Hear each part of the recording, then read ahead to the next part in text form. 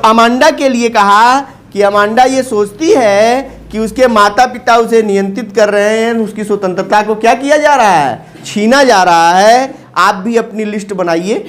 To read the poem aloud from pairs, each reading alternate stanzas, you are in for a surprise. प्रत्येक poem की stanza को आप पढ़िए और इसको पढ़ने के बाद आप एक आश्चर्य के लिए हैं, यानी यह लगेगा आपको कि इसमें कुछ आश्चर्य है। जैसे कहा पहली स्टेंजा में, आइए स्टेंजा देखिए। Don't bite your nails Amanda. Amanda एक छोटी बच्ची है जिसको उसके माँ बाप और उसके बड़े लोगों के द्वारा क्या कंट्रोल करते हुए कहा जा रहा है कि don't bite your nails Amanda. Amanda अपने नाखूनों को तुम मत काटो। Don't hunch your shoulders Amanda.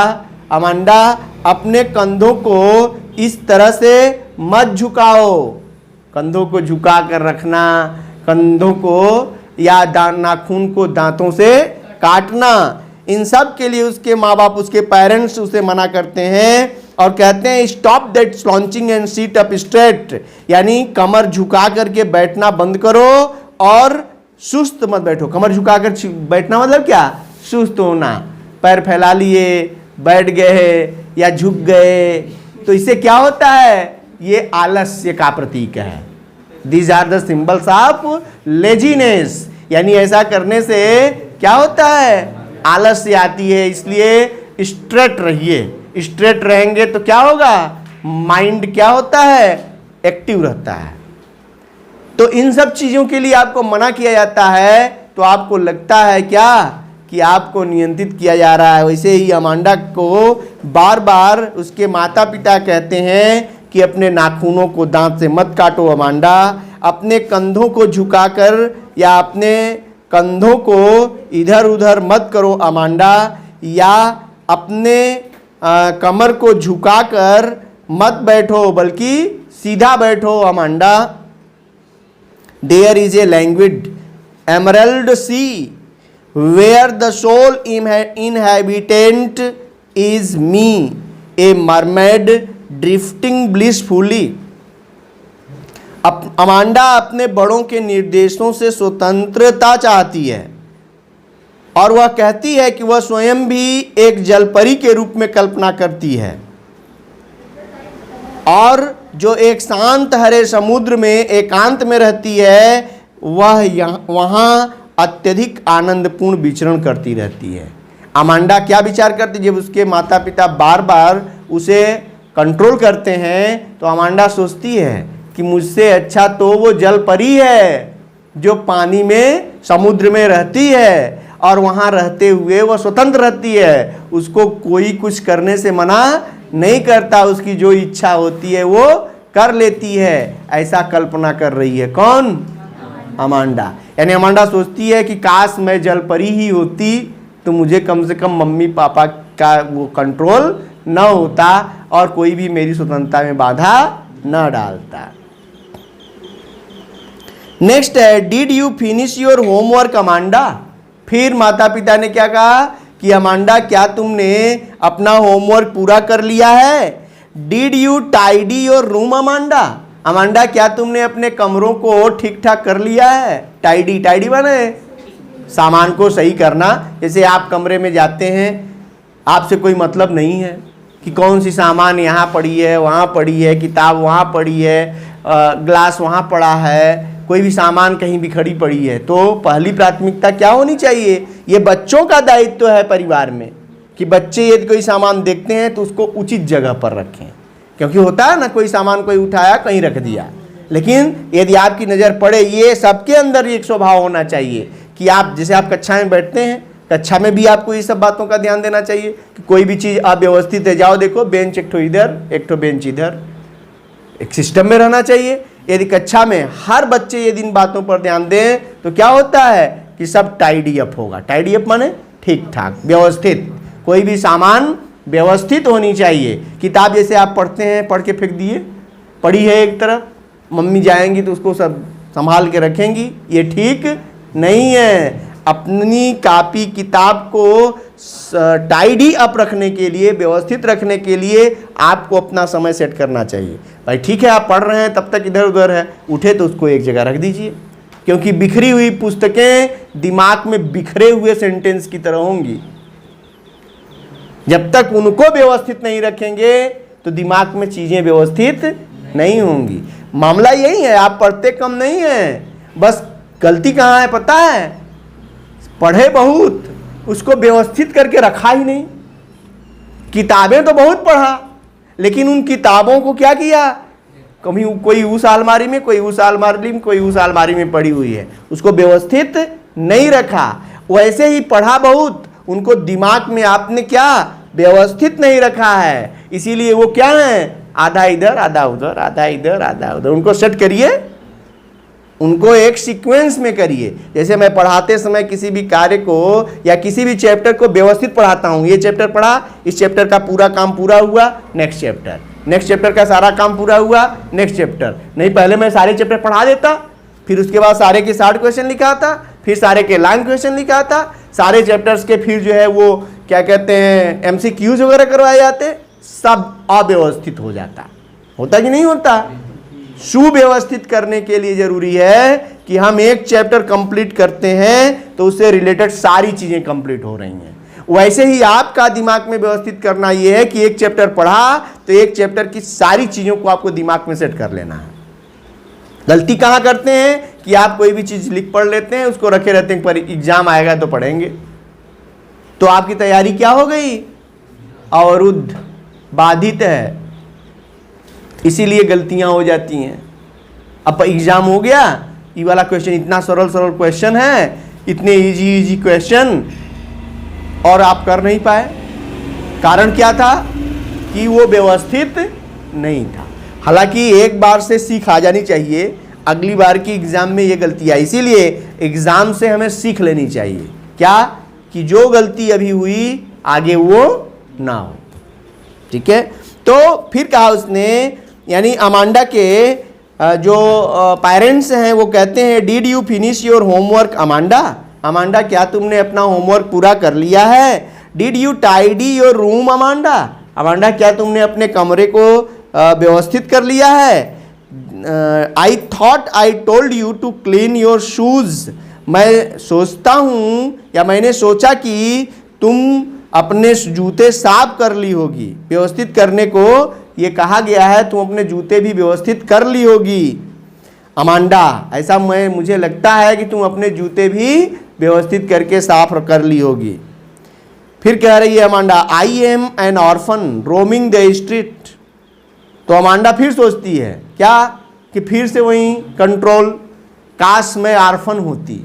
Orphan माने अनाथ, अनाथ यानी जिसके माता पिता न हो। यानी वो सोच रही है कि काश मेरे माता पिता ना होते तो मैं कैसी रहती, रोमिंग द स्ट्रीट, गलियों में मनमाना घूमती। रोम माने विचरण करना, बिना उद्देश्य का घूमना। रोम यानी बिना उद्देश्य के भ्रमण करना, कोई काम नहीं है फिर भी मैं आराम से घूमती रहती, कोई मना करने वाला ना रहता। यदि मैं क्या होती, अनाथ होती। I pattern soft dust with my hushed bare feet. और मैं अपने शांत नंगे पैरों से कोमल धूल पर आकृतियां भी बनाती। द साइलेंस इज गोल्डन, क्योंकि शांति बड़ी ही जो है मूल्यवान है। गोल्डन, गोल्डन यानी सुनहली है। वह शांति और स्वतंत्रता चाहती है क्योंकि खामोशी मूल्यवान है और स्वतंत्रता बहुत सुखद है। The freedom is sweet. क्या? The silence is golden and the freedom is sweet. शांति क्या है? मूल्यवान है और स्वतंत्रता सुखद है। ठीक है, डोंट ईट दैट। फिर देखो अमांडा के पेरेंट्स कह रहे हैं क्या? Don't eat that chocolate Amanda. एक स्टेंजा में क्या है, उसके माता पिता मना करते हैं। दूसरे स्टेंजा में क्या है, अमांडा विचार करती है। जैसे पहले अमांडा में जब मना किया गया तो उसने विचार किया काश में जल परी होती। दूसरे स्टेंजा में जब उसे मना किया गया या कंट्रोल करने का प्रयास किया गया, तो उसने कहा काश मैं अनाथ होती। अब देखो आगे कहा, फिर उसके माता पिता उसे कहते हैं don't eat that chocolate Amanda, Amanda इस चॉकलेट को मत खाओ। रिमेंबर याद रखो, योर एक्नी अमांडा, यानी तुम्हें एक्नी, एक्नी यानी मुहासे निकल आएंगे, तुम्हारे चेहरे पर मुहासे निकल आएंगे अधिक चॉकलेट खाने से। Remember your acne Amanda, will you please look at me when I speaking to you, क्या तुम मैं जो कुछ कह रहा हूँ तुम उसकी उपेक्षा मत करो, उसे तुम ध्यान से देखो। अमांडा यानी अमांडा उनकी बातों को ध्यान नहीं देती है, तो उसके माँ बाप कहते हैं कि जो कुछ भी मैं कह रही हूँ या मैं कह रहा हूँ उस पर तुम ध्यान दो, उसकी उपेक्षा मत करो। उपेक्षा मतलब क्या, जैसे हम कोई भी बात कह रहे हो और आप हमारी बात को ध्यान न दे रहे हो, क्या या फालतू ऐसे ही कहते हैं, ऐसा होता है ना। ऐसा यदि आप समझ लें तो ये इसका मतलब क्या हुआ कि आप जो है हमारी बातों को अनदेखा करते हैं, जो उचित नहीं है। तो वैसे ही अमांडा को कहा कि तुम्हें हमारी बातों की उपेक्षा नहीं करनी चाहिए और तुम्हें उस पर ध्यान देना चाहिए। तो अब इस बार फिर सोच रही है, कौन, अमांडा सोचती है कि I am Rapunzel, I have not a care, life in a tower is tranquil and rare. वो कहती है क्या कि आई एम रेपुंजल, अपने माता पिता के निर्देशों से ऊब कर अमांडा अकेले रहना चाहती है, और वह कहती है कि काश मैं रेपुंजल होती, काश मैं रेपुंजल होती और एक निश्चिंत जीवन व्यतीत करती। वह किसी ऊंची मीनार पर रहना चाहती है जहां जीवन शांत और अत्यधिक अच्छा हो। इनका tranquil and rare, I am certainly never let down my bright hair, यानी यदि मैं किसी टावर पर, किसी जो है मीनार पर रहना चाहती हूँ जहां मैं शांत और अत्यधिक अच्छा जीवन व्यतीत करना चाहती हूँ, वह सोचती है कि यदि वह वैसे हो तो वह कभी अपने चमकीले बालों को नीचे नहीं लटकाएगी और किसी को भी अपनी मीनार में नहीं आने देगी। यानी यदि उसका अपना खुद का मीनार होगा जिस पर वो रहेगी तो निश्चित रूप से वह वहाँ किसी को आने नहीं देगी और स्वतंत्रता पूर्वक रहेगी, जो उसकी इच्छा होगी वो उसमें करेगी या जैसे मन होगा वैसे रहेगी, उसे नियंत्रण पसंद नहीं है। Stop that sulking at once Amanda, फिर उसके माता पिता के द्वारा फिर एक निर्देश मिला, क्या कि अमांडा से कहा जा रहा है कि वह दुखी रहना बंद कर दो। क्या, sulking at once, stop that sulking at once, यानी दुखी रहना तुरंत छोड़ दो। You are always so moody Amanda, Amanda तुम हमेशा बुरे मूड में रहती हो और दुखी रहती हो। एनीवन वुड थिंक दैट, कोई भी यह सोचेगा कि आई नेग्ड एट यू, कि मैं तुम्हें बहुत परेशान करता हूँ अमांडा। यानी बच्चे क्या उदास हों तो लोग क्या सोचेंगे कि लगता है कि इसके पिताजी बहुत डांटते बिगड़ते मारते होंगे, इसलिए तुम अपना मुंह लटका के मत रहो। कैसे रहो, प्रसन्न रहो, नहीं लोग कहेंगे कि मैं तुम्हें बहुत परेशान करता हूँ, ऐसा उसके पिताजी कहते हैं और फिर से उसे नियंत्रित करने का प्रयास करते हैं। जबकि अमांडा अपने माता पिता और बड़ों के द्वारा दिए जाने वाले बात बात के निर्देशों से उब गई है और वह कैसा जीवन जीना चाहती है, एक मरमेड की तरह, मरमेड यानी जलपरी के रूप में, दूसरा एक ऑर्फन की तरह, अनाथ बच्चे की तरह जिसके ऊपर कोई नियंत्रण ना हो, और तीसरा क्या कहा, रेपुंजल की तरह। रेपुंजल माने एक नहीं, एक स्तंभ के ऊपर मीनार में अकेले रहने का ख्वाब देखती है जहां कोई जा ना सके।